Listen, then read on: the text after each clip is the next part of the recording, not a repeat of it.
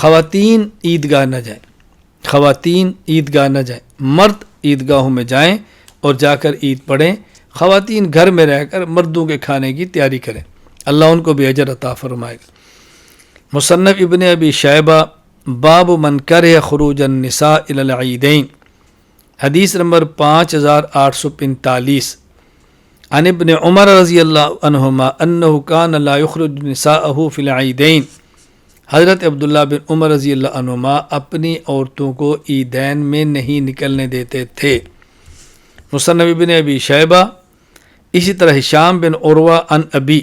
یعنی حضرت عروہ بن زبیر بن عوام کے بارے میں فرماتے ہیں کہ عروہ بن زبیر انہ کان لا یدعو امرأة من اہلہ تخرج الی فطر ولا اضحیٰ، وہ اپنے گھر والوں کو عید الفطر عید الاضحیٰ میں شرکت کی اجازت نہیں دیتے تھے۔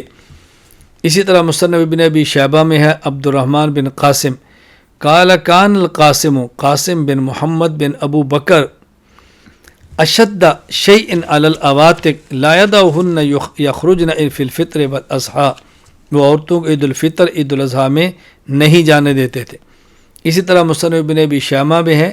عن ابراہیم قال یکرہ خروج النساء فی العیدین، ابراہیم نخعی فرماتے عورتوں کا عید الفطر عید الاضحیٰ کے لیے باہر جانا مکروہ ہے۔